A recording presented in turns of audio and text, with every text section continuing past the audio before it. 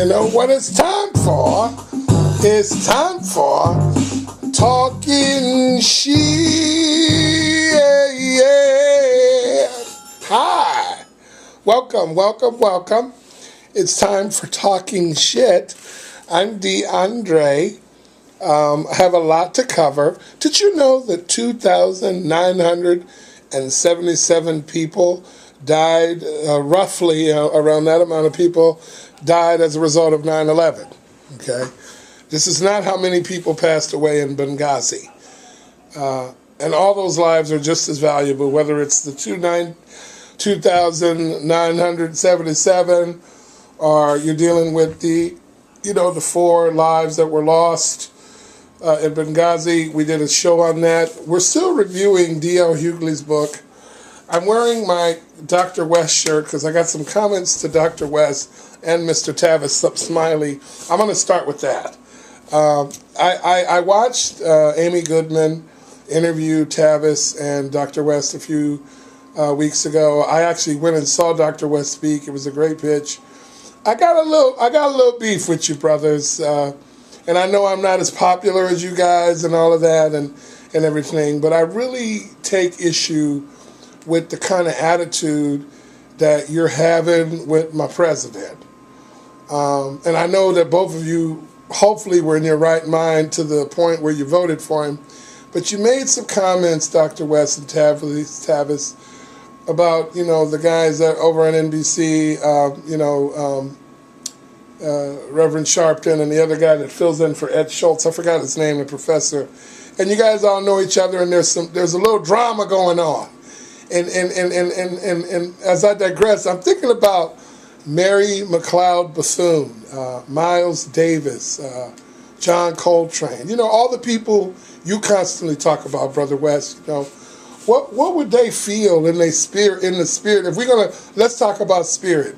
And I know you can pounce all over me when it comes to pontificating on this. I don't have a degree or anything, but a degree of compromise to help deal with all of the lies, and yeah, Obama is a part of a system that has never had a black president ever. Like, what would Harriet Tubman do in regards to what Barack hasn't done for poverty? She'd probably help him out. She probably wouldn't just be on the sidelines talking shit. She probably wouldn't even wait for him, Dr. West, to have the amount of wisdom that you have to help him out. And I know that y'all believe y'all helping out, and I do too. You're helping out more than I do. But sometimes my mama used to say it's not what you do, but how you do it.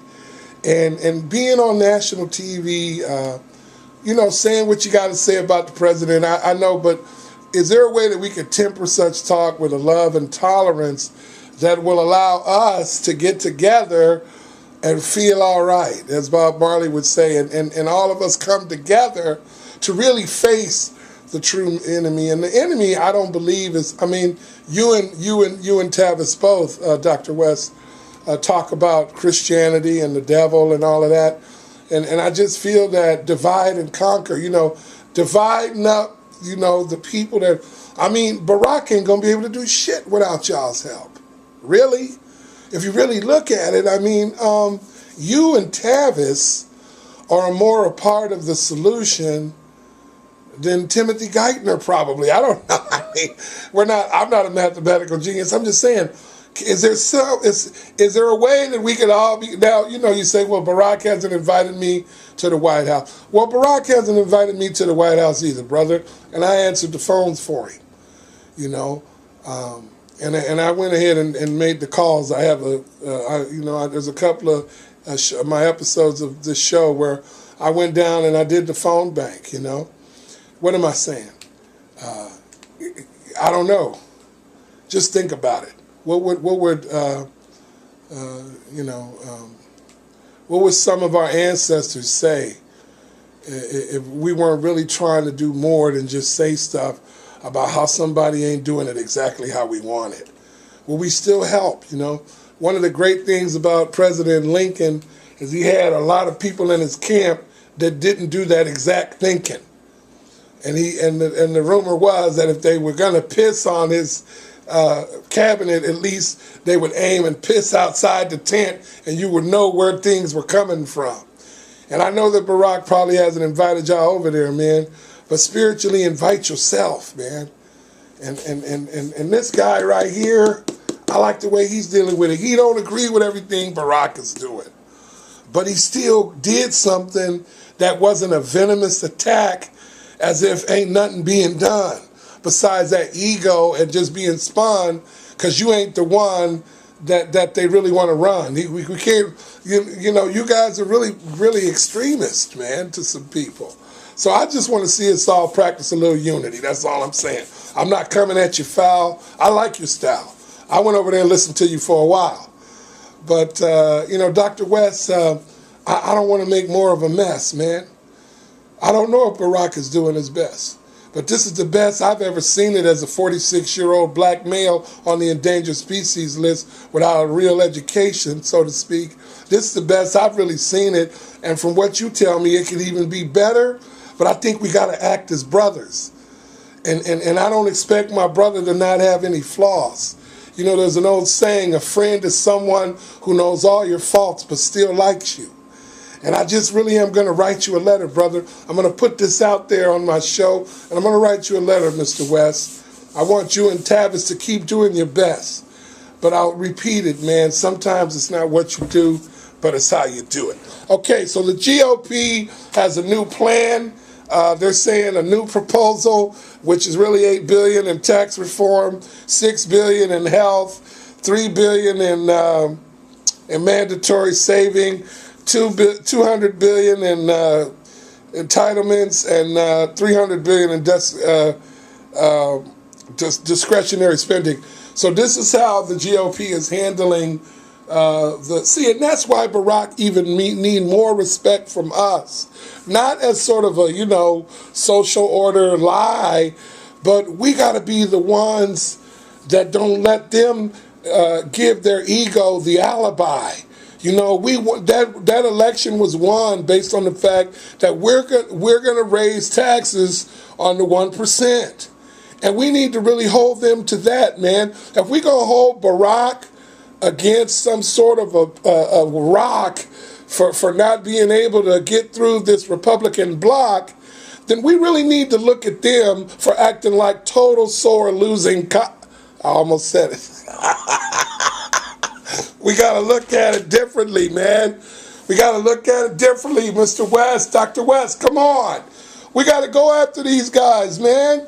Go after them just as harshly as you're going after Barack. Don't hold Barack to something that he can't do. There is some stuff he could do, but he don't want to do it because of how it affects the banks and the $16 trillion you talked about. I totally agree with you with that. But we gotta get you in the White House, Dr. West.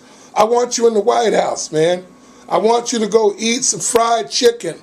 If he can drink beer with a guy that tackled one of his mentors, he can eat some fried chicken with you and Tavis and talk about some real stuff, man. I bet it would be a win all. God's children get together. What a time, what a time, what a time. That ain't the Impressions. I know you like the Impressions, Dr. West, but that's an old spiritual song they used to sing at this church I used to go to. When all God's children get together, what a time, man. We might even have some of my Republican brothers show up over there. I don't know. Anyway, that's all the time I got, man. I've covered a lot. This is a long episode. My friends say, don't make the episode so long. You know, but I can't help it. I can't help it. I want to read something from DL's book real quick, and then I'm going to end it. D.L. Hughley tells a story in this book about a guy that helped him, lost his job. The guy helped him anyway. See? And the guy never came back and said, I helped you. You made me lose my job. The wife of the dude that helped him had to tell D.L. D.L. didn't even know because he was just being successful, and the guy sacrificed, man. Sometimes we got to sacrifice in order to learn how to think twice about stuff that don't look so nice. But we can't just scurry around like little backbiting mice. You know? Let me read something out of TL's book. I'm on a roll. We live in the information age, but we're less informed than ever. And that's all I'm going to say, man. We live in an information age. Brothers like me are really not informed. I know you got an argument that I'm going to support because I love you, Dr. West, but I still think that when it comes to being brothers, we're not really doing our best, man. I practice forgiveness. You know, I forgive Al Sharpton. I forgive Jesse Jackson. I forgive myself for not being perfect. And I forgive Barack Obama for only doing so much before they wind up shooting his ass. You know, he can only do so much. He needs brothers like you and Tavis to probably do the rest. Thank you so much, baby. Thank you for being of service. Thank you for helping the community. Thank you, Dr. West. Thank you, Dr. West. Thank you. Now help my president for real, man. Help my president for real. We can talk shit about anybody. Let's help out. Let's join together. Let's compromise to find out who really is wise. I don't want to be Barack's demise. You know? Talking